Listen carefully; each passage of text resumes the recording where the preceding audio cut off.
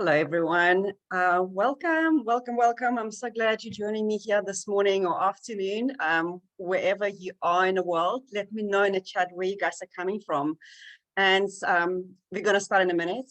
I've been given strict instructions to stick on time. So it's 11:11, really good number. And I feel like it's time for us to get started. I see more people joining in, so I'm just going to give it another 10 seconds or so. And you're welcome to turn your cameras on if you want to. It would be lovely to see your faces.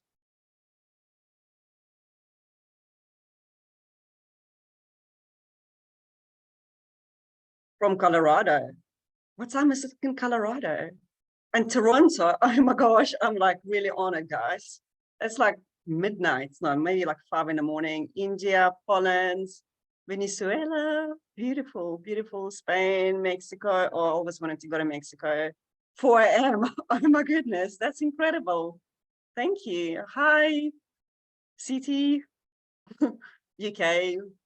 Yeah, whoever's in UK, I hope you guys had a lovely long weekend. Russia, this is where I'm from. So good to see you. Romania, awesome. Okay, guys, let's get started. Very excited to be here with you. So, once I was working on this project towards a deadline, and we were working 24/7. And in between, when I have a couple of minutes, I will go home. Luckily, I just lived up the road. I have a quick shower, put some fresh clothes on, and go back to the office. And for days, I lived off pizza, coffee, peanut butter, a lot of peanut butter. So not that kind of food that gives you fuel for your brain, but somehow I just like wasn't tired. I felt like I kept going on and on and on. And when the project finished, or when we went live, I had a couple of days to recover, and my manager asked me to document my code. I was a software developer back then. And that one simple task, like, took everything out of me. Something that should have taken me maybe a day to do, stretched into weeks. And I don't actually think I ever finished it. Has anyone ever experienced phenomena like that before, where you work hard on something, maybe you don't even sleep, you like go on and on, you feel so energized, so motivated, and then one small thing, you're like, I couldn't be asked to do that, right? So knowing what I know now about productivity, it is very obvious that that slump in my energy was not because I was working hard, but rather due to the fact that the task was just not in alignment with my strength, with my interest, or my purpose. And over the years, and especially since starting my 2 businesses, juggling full-time job and kids, with few energy burnouts in between, I finally cracked the code of productivity when I realized that extraordinary productivity is not actually about time management, and it's not about how much we can accomplish, but rather it is about knowing how to optimize our energy, how to take control over our emotions, and also confidently make decisions. Think about it. Time is a finite resource, while energy, when you know how to use it correctly, it can be expanded and it can be renewed. And when we have energy, we feel better about ourselves, we better feel about others, and we better feel about life. And then, of course, we need energy to make decisions. So therefore, instead of managing time, you really have to start focusing on re-energizing ourselves and the workforce, taking control for our emotions rather than blaming something or somebody out there for making us feel the way we don't want to feel, and make decisions that we trust. So let's dive deeper into each of these 3 elements to understand how each of them help us to increase productivity and also save time. Now, I always start with energy, because energy is our highest currency. Without energy, there is just no life. And what you need to understand is that we're not just unique on a physical, biological, chemical, whichever other layers they are, but also on energetic level. And each and every single one of us comes into this life with our own energetic blueprint, our energetic DNA that tells us how energetically we are wired to optimize our energy in all aspects of our lives. So when we start working and living with in alignment with this energetic blueprints, we can accomplish so much more in less time. We can also feel more energized, more productive, and just become more fulfilled in everyday's life. Now, what helps us understand this energetic blueprints is a system of human design. And basically, it's like, imagine having a custom tailored system that shows you how you innately exert energy, how you set and achieve your goals, how you make decisions. Well, human design is such system, and it shows us, because it shows us the mechanics of how we operate and where our potentials lie. And if anyone on this call is familiar with human design, please let me know in the chat. I will try and check it later. And if you know your human design type, I would love to know.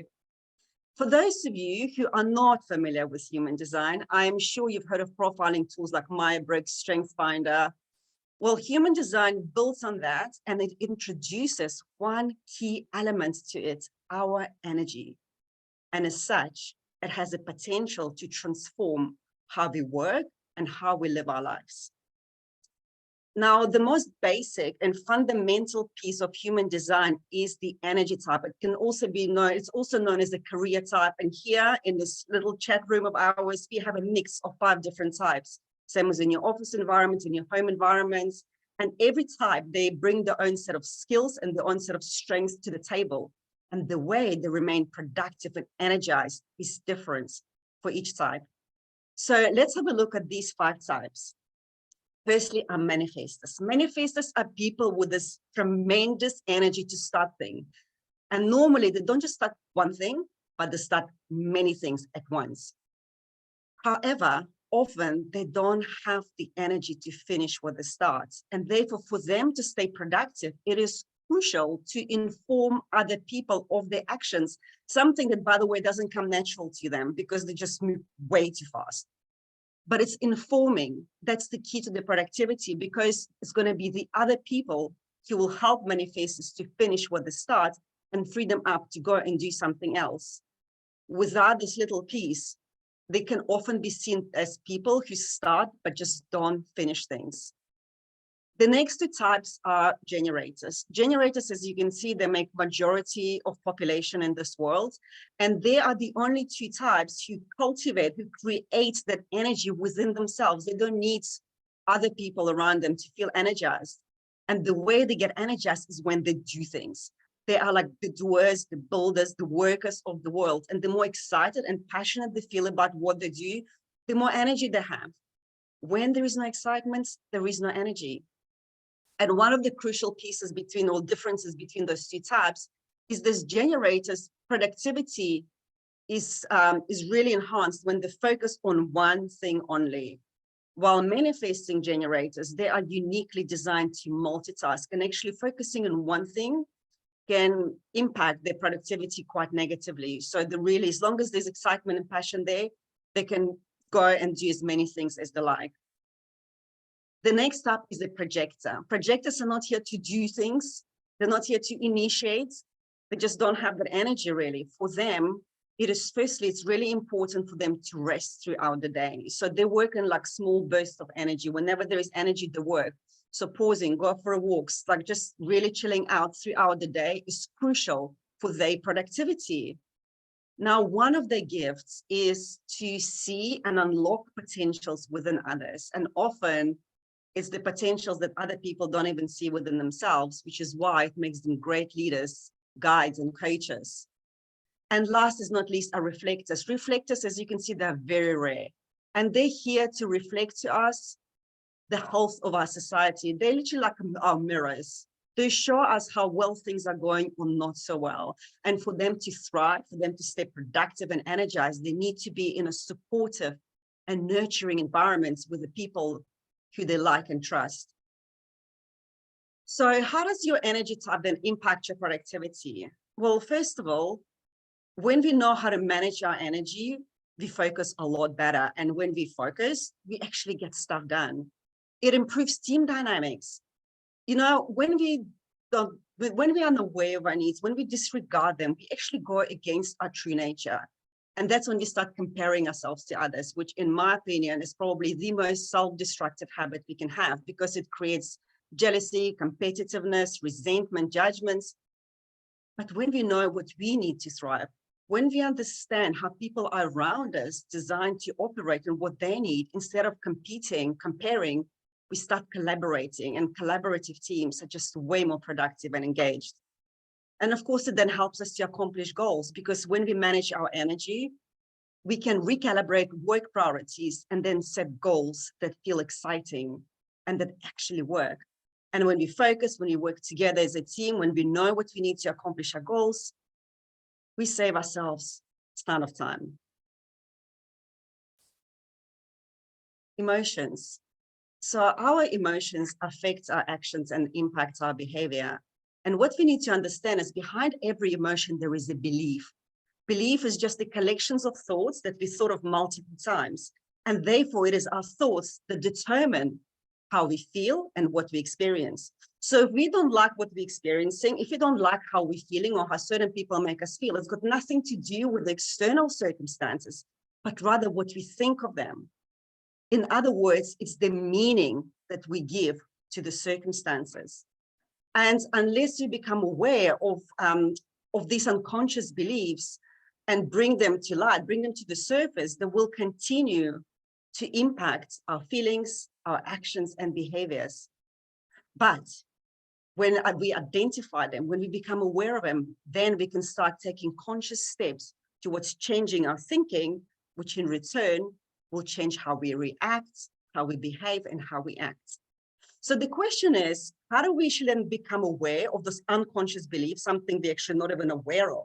And how can we master our emotions and finally stop being slaves to our thoughts? So before I actually walk you through this 3-step process, I want to tell you, in my personal opinion, that when it comes to changing our thinking, changing how we act and behave and react, positive thinking does not work. And I actually feel that it does more harm than good, because it makes us go against how we really truly feel and deny our feelings and deny our thinking. So instead of positive thinking, we have to start noticing and becoming present to what's coming up, right? So for example, you feeling anger, acknowledge it. I'm feeling anger. And what is the thought behind the emotion? Perhaps it's nobody respects me. The second step is we've got to feel it. We have to feel to heal it. The thing is, we are so addicted to feeling good, but really it's the time now that we just get addicted to feeling. Because usually when we don't like what we feel, our first tendency is to run away from it, to suppress it, to deny it, to numb it, reach for a glass of wine. I still do that sometimes. Phone a friend, whatever that is, right? But by doing that, we don't get to the root cause, to the cause of the issue, and then the same thing will trigger us over and over and over again. So instead, we've got to feel it. We've got to let this emotion come up, because all emotion is energy in motion. And if you don't let it to come up, if you don't allow yourself to feel it, you're going to suppress it. And a suppressed energy not only negatively impacts your mood, but it also negatively impacts your health, your physical health. And then the last step, you've got to reframe this, because remember, behind every emotion, there is a belief, there is a thought. So if this thought is maybe nobody respects me, like an example I've used, if you're feeling anger, then you can start learning, you can start using rather these 3 phrases, which are super powerful. I'm learning to choose myself. I'm becoming more confident. I'm in a process of loving myself, even if nobody else does. Who cares about them, right? And this is the reframing you want to practice on a regular basis, because you've got to really start being present to emotions. You've got to start dissecting them rather than running away from them. And over time, you will see, if you practice the process, the situations that triggered you in the past, that made you feel angry, resentful, judgmental, pissed off with the world, they will have no control over you anymore. And you feel so freaking free. It feels amazing. And the way you know you've mastered your emotions is when the circumstances haven't changed, but the way you respond has. Number 3, decisions. So when it comes to making decisions, we usually rely on our past experiences, data, and feedback. And while there's nothing wrong with it, it's all good, but our rational minds can often lead us to overanalyze and overthink situations and ignore that little voice within us that, sometimes goes, "Don't do that." Maybe don't go there, right? We're so good at ignoring that voice. I mean, has anyone ever been in a situation where maybe you didn't have all the data and feedback, but somehow you knew what had to be done, and you made this decision, even though maybe it was uncomfortable, it, stretched your boundaries, pushed you out of your limits, or maybe the other way around, but you decided and you went for it, and it was the best decision you've ever made? Let me know if that ever happened to you. Or on the contrary, where you got the feedback from someone and you were like, I'm not feeling it, but you still did what they told you because you didn't want to disrespect them, you didn't want to upset them for whatever reason. And then you could have kicked yourself. You're like, I knew I shouldn't have done that. So in both these cases, it was your intuition talking to you, and ignoring it can really be costly, especially when it comes to making decisions around people, evaluating job opportunities, moving house, whatever, but even in an everyday situation, I mean, at my work, at my job, if I'm stuck with a problem, it's my intuition is my compass. Because when we learn how to listen and how to trust it and stop relying purely on a cognitive decision-making process, we will make better decisions in complex situations a lot faster. So let's have a quick look. What are the benefits of intuition at workplace? Not even at workplace, but just in everyday's life. So intuition helps us to recognize the best path, and then creativity happens when we follow it. And of course, intuition, creativity inspires innovation that increases productivity, excitement, and energy. It helps us to make decisions faster. And the reason for that is it's not a linear process. Your intuition is like bypasses your logical mind and accesses your subconscious mind. And your subconscious mind stores all of the data that you've seen, you witnessed, you experienced, you've heard since the time you were born. All of that information is already within you. And also, subconscious mind processes data 27,000 times faster than a logical mind does. Imagine how much more information you can access if you just learn how to pause and listen. And then it acts as a cautionary voice. I am almost 100% sure that every single one of us has sometimes been, when we spend hours, days, weeks, years, however long, doing something, chasing an opportunity, and later go, that was a waste of time, all right? So when we know how to listen to intuition, when we know how to trust it, again, we save ourselves tons of time. So this is the question I get asked a lot. How do I become intuitive? So what I've got to say is we are all intuitive. There's nothing to learn, but unlearning is required. So I always recommend change your environment. You've got to create an environment that supports this intuitive thinking. So, let's say you're working, you're speaking to your colleagues, you're stuck with the project, you've got all the data, you've got information, but you still don't know what to do next. Break the pattern. We've got to break the pattern. We've got to step away from the environment, step away from the laptop, leave the boardroom, whatever. Go do something that breaks the pattern and takes you away from being so focused on the problem. Maybe go for a walk, maybe go, I don't know, go to do yoga, go to push-ups, something like that. But this is when you take your mind off the problem, this is when you become more receptive for the information to come through. And that's how you receive your big aha breakthrough moments.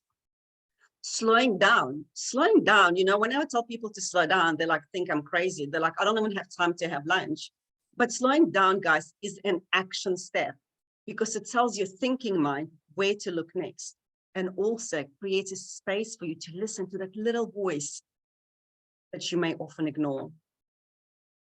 And I also want to touch on human design authority. So we briefly spoke about how human design helps us to manage our energy. In addition to that, human design offers us our inner authority, how we are genetically wired to make decisions using our intuition. Because typically when talking about intuition, people say, trust your gut. But actually, no, because even though, yes, intuition is the language of the body, it doesn't always come from the gut. For some, it's like more of an instinct. For others, it's like a ping in the heart. For some people, they need to express themselves because by speaking out, they find clarity. They will know what to do next. In addition to that, some of us are designed like energetically with this energetic blueprint that enables us to make decisions instantly. It's our body like pull towards something or pull away from something. And you know, it's like when you learn how to trust and to listen and literally tune into your body, you will know the next right step to take immediately. But for over 50%, about 53% of population, they have what we call in human design emotional authority, meaning that there is no clarity in a now. And when those people presented with a choice decision, their body goes through a chemical process. They like literally ride an emotional wave, and making decisions at the height of the emotional wave is not going to be the best decision. So when you understand how you are wired to experience your intuition, it will help you decisions. It will help you to make those decisions that you trust and really confidently stay by them. And the way you know whether you're making decisions based on your intuition versus based on your mind is that your intuition will always tell you what to do, but will never give you a reason, while your mind will tell you what to do, and then it will give you thousands of reasons as to why you should or shouldn't do something. So here's the formula for the new age of productivity. It's our energy, it's our emotions, and it's our decisions. And these three components, guys, are interchangeable, meaning that if you neglect one, there will be a misbalance because we need energy for everything in our life. And our emotions impact our energy, and our decisions impact everything. You make a great decision, so you feel good about yourself, you've got energy. You make a crap decision, you beat yourself up, you think you're not worthy, you don't feel good, you've got no energy, right? So when you start then addressing all of these three elements I've shared with you today, you will become more productive instead of just being busy, more focused, and also clearer on your life goals. And the thing is, you know, we live in times when we've got access to more information that our minds can like just absorb. But understanding this isn't enough. We really need to start applying it to our lives, because only through this application, it can become true knowledge. And it is only through knowledge that we can transform our lives. And I'm going to leave you with the last final quote by Lao Tzu, who says, "A journey of 1,000 miles begins with a single step." So I would just love to invite you from today on to start seeing every challenge as an opportunity to learn and grow from. Every person you interact with, especially people you don't like that push your buttons, is an opportunity to understand yourself better. Because self-awareness is the foundation of productivity. And when we change the directions of our thoughts, not only we will increase our productivity and save ourselves time, but also we will gain clarity of purpose and confidently follow in a direction of our dreams and goals. So that's all I have for you right now. I think I'm at my time limits. If you have enjoyed it or haven't enjoyed it, doesn't really matter, and you want to connect with me, please reach out. Don't look at my Instagram, this is actually wrong, but my LinkedIn is right and my email is right. So do reach out. Would love to connect with you if you haven't connected yet. You most welcome and enjoy the rest of your day. Thank you so much.